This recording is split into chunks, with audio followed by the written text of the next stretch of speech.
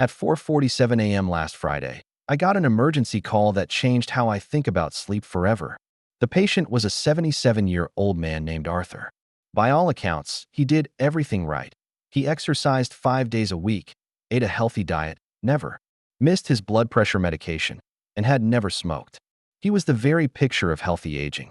And yet, he'd had a massive stroke in his sleep.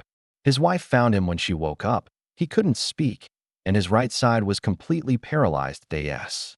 A neurologist. My job is to solve puzzles just like this. What was the missing piece? His major risk factors were under control. His cholesterol was great. His blood sugar was normal. When I got to the hospital and spoke with his wife, I started digging into every detail of his life. The trigger wasn't his diet, his medication, or his family history. The silent culprit was hidden in something he did for 8 hours every single night. It was the quality of his sleep. What I discovered was a chain reaction, a perfect storm created by a seemingly harmless habit. It's a habit that millions of people, especially those over 60, have without a second thought. And as a brain doctor, I'm genuinely shocked by how few people understand the deep connection between their sleep habits and their brain health. This isn't just about feeling rested. It's about protecting yourself from one of the most devastating things a person can go through. Before I reveal the sleeping habits that can silently increase your risk, I have to ask you something. And I want you to be honest. How do you sleep? Are you a back, side, or stomach sleeper? Let me know in the comments below. Your answer is more important than you realize. Because what you're about to learn isn't just medical information. It's a wake-up call that could save your life or the life of someone you love. I'm Dr. Elias Thorne, and I'm a board-certified neurologist and stroke specialist. For over 20 years, I've dedicated my life to understanding the incredible complexities of the human brain and the blood vessels that keep it going. I've treated thousands of patients whose lives have been turned upside down by a stroke, and my mission is to help prevent that from happening to you. The information I'm sharing today isn't something you'll likely hear in a quick checkup. We're going to connect the dots between how you rest your head on a pillow and the health of the most vital organ in your body. So, if you care about your health and your future, I encourage you to do 2 things right now. Hit that subscribe button and turn on your notifications. Sharing this video could be a life-saving act for a parent, a grandparent, or a friend. Let's get into it. Point 1. The great misconception. It's about quality, not just position first. Let's clear up a huge misunderstanding about strokes. Most people think a stroke is a random bolt of lightning that comes out of nowhere. That's just not true. A stroke is almost always the final outcome of a long, slow process. It's the result of a chain reaction, where one risk factor adds to another until the system finally breaks. The major, well-known culprits are what we call the Big 5 stroke risks. 1. High blood pressure. Hypertension. This is the single biggest risk factor. It damages the delicate lining of your arteries over time, making them vulnerable. Point 2. Atrial fibrillation. AFib, an irregular heartbeat that can let blood clots form in the heart. If a clot travels to the brain, it can cause a massive stroke. AFib increases stroke risk by about 500%. Point 3. Diabetes. High blood sugar damages blood vessels all over the body, making them stiff and narrow. Point 4. Smoking. The toxic chemicals in smoke thicken your blood and damage your arteries. Point 5. High cholesterol. Hyperlipidemia. High levels of bad LDL cholesterol lead to plaque buildup that can narrow or block arteries. So, where does sleep fit in? Think of sleep as the master regulator. A good night's sleep is when your body repairs itself. Your blood pressure drops, your heart rate slows, and inflammation goes down. But when sleep is poor, the opposite happens. It becomes an accelerant, driving up blood pressure, worsening blood sugar control, and increasing inflammation. Recent studies also show that both too little sleep, less than 6 hours, and too much sleep, more than 9 hours, are linked to a higher stroke risk. This is where sleeping position enters the picture. The wrong position doesn't usually cause a stroke on its own. Instead, a bad sleeping position can wreck your sleep quality or be a sign of a much more dangerous underlying problem. It can be the final domino to fall in a long chain. Let's look at the positions that can get this process going. Point 2. The side sleeper's trap. Re-examine the position that was a clue in Arthur's case, and the one that millions of people use, is sleeping on the side with an arm tucked under the head or pillow. It feels natural, right? But for someone with underlying risks, this position can sabotage your sleep. Let me tell you about another patient, Maria, a 68-year-old retired teacher who came to me after a few mini strokes, or TIs. Her symptoms were brief, a few minutes of numbness here, a moment of slurred speech there. Her doctors were stumped. Her daytime blood pressure was only a little high, and her heart rhythm seemed normal. I asked her to describe exactly how she slept. She said she was a lifelong right-side sleeper and always slid her right arm under her pillow to create a little shelf for her head. The main problem here isn't that she was going to cut off blood flow in her neck, compressing a major artery. This way is incredibly rare and not a recognized cause of stroke for most people. The real danger was more subtle. That awkward arm position can cause discomfort that leads to microarousals all night long. You might not even remember them, but these tiny interruptions pull you out of the deep, restorative stages of sleep.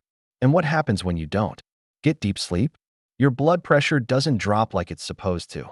Normally, your blood pressure should fall by 10 to 20% at night, a process called nocturnal dipping. This gives your heart and arteries a break. But when your sleep is fragmented, that dip might not happen. This non-dipping pattern is a powerful, independent predictor of stroke because it means your arteries are under high pressure 24/7, with no rest. Maria's harmless habit was contributing to poor sleep, which was keeping her blood pressure high all night long, putting immense strain on her blood vessels. Even more importantly, a compulsion to sleep in a specific, sometimes awkward, side position can be a huge red flag for undiagnosed obstructive sleep apnea, OSA. Many people find they can only breathe well on their side because lying on their back causes their airway to collapse. This brings us to the real monster in the room, which we'll get to in a minute. The solution for side sleepers isn't to panic. It's to optimize. Point 1. Free your arm.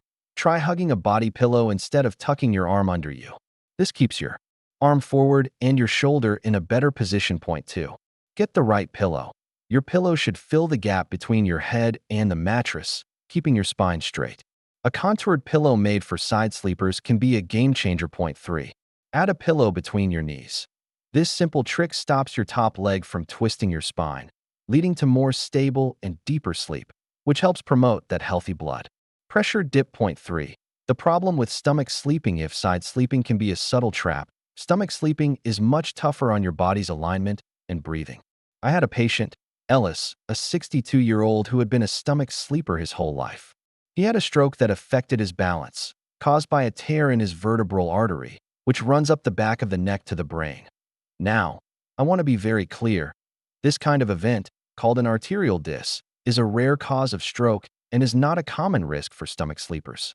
But to sleep on your stomach, you have to twist your neck to the side for hours, which puts sustained stress on your cervical spine. The more common issue with stomach sleeping is how it affects your breathing. Lying face down can restrict your rib cage and diaphragm, making it harder to take deep breaths. This can lead to lower oxygen and higher carbon dioxide levels in your blood overnight. This state puts stress on your heart, forcing it to work harder. Over time, this can contribute to higher blood pressure and inflammation, both of which are direct pathways to increased stroke risk. If you're a stomach sleeper, I want you to see this as a habit worth changing for your long-term health. The best way to transition is to use pillows to stop yourself from rolling over. A full-body pillow can give you that feeling of pressure on your chest that many stomach sleepers like, while keeping your spine and neck in a much safer, neutral position. 4. The recliner paradox, a symptom, not a solution. Next, let's talk about something many people think is a safe alternative, sleeping in a recliner. I had a patient, Barbara, an 81-year-old who'd been sleeping in her armchair for 3 years. She said it was the only way she could rest without waking up gasping for air.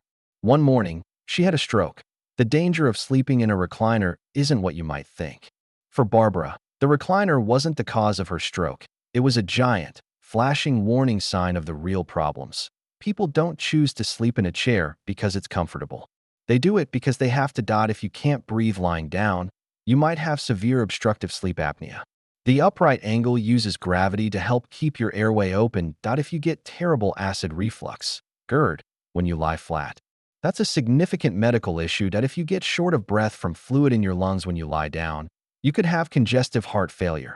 All 3 of these conditions, severe sleep apnea, GERD, and heart failure are major risk factors for stroke. So when a patient tells me they sleep in a recliner, my first thought isn't to get them back in bed. It's to find out why they can't sleep in a bed. The recliner is a symptom. Treating the underlying disease is the real solution. If you or someone you know has to sleep in a chair, please see a doctor. Point 5. The undisputed champion of stroke risk, obstructive sleep apnea. We've mentioned it a few times, but now we need to look this danger right in the eye. If there is one single sleep-related condition that is a direct pipeline to stroke, it is obstructive sleep apnea, OSA.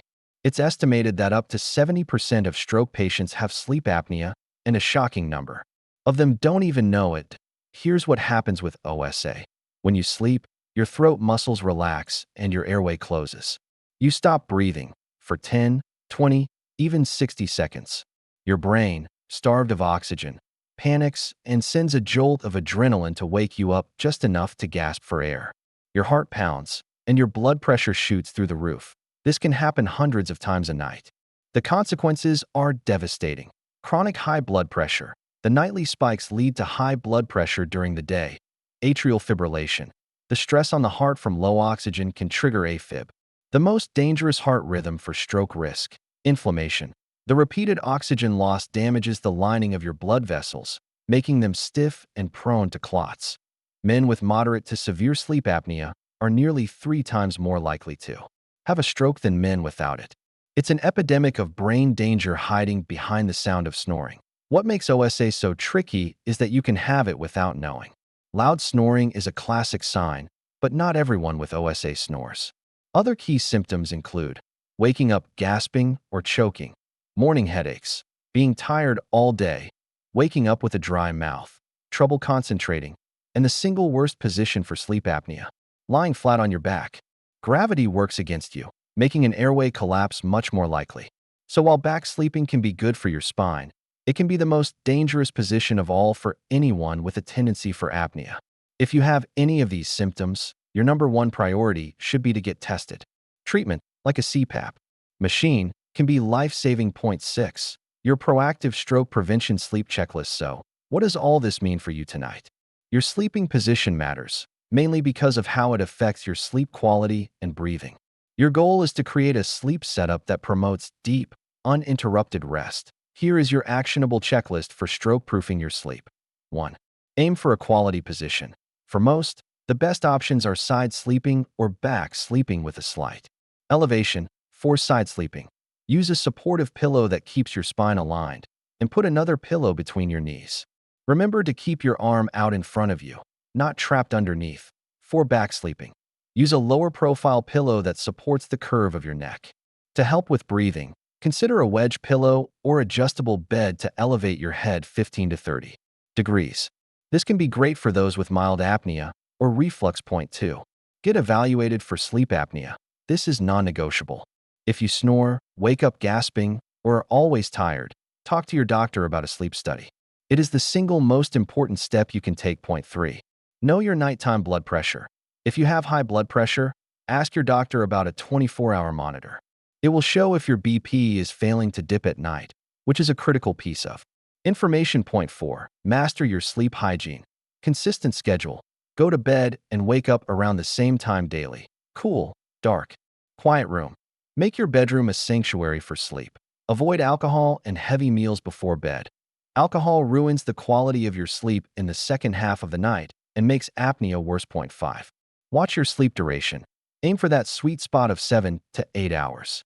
Consistently sleeping too little or too much has been linked to higher stroke risk. That we started with Arthur's story, a healthy man whose life was shattered by a stroke that seemed to come out of nowhere. But it didn't. It came from hidden risks, made worse by a sleep habit that robbed his body of the deep rest it needed. His story, and the stories of others, reveals a powerful truth. Your sleep is an active process that can either build you up or break you down. The title of this video promised a shocking sleeping position. And yes, certain positions can contribute to problems. But the real shock, the thing I want you to take away, is this. The most dangerous position of all is the position of not knowing. Not knowing you have sleep apnea. Not knowing your blood pressure is staying high all night. Not knowing that your sleep habits are quietly fueling vascular disease, that a stroke doesn't have to be your destiny. You have the power to step in. It starts tonight. Pay attention to how you sleep. Think about your position in terms of alignment and breathing, not just comfort. Listen to your body's warning signs, the snoring, the gasping, the fatigue. These are urgent signals. Take this information and act on it. Make one small change tonight. Optimize your pillows. And most importantly, talk with your doctor about your sleep. Your brain will thank you for it. Thank you for watching. If you found this video helpful, please give it a thumbs up, share it with people you care about, and subscribe for more essential health insights. Your support helps this information reach those who need it most. Stay safe and sleep well.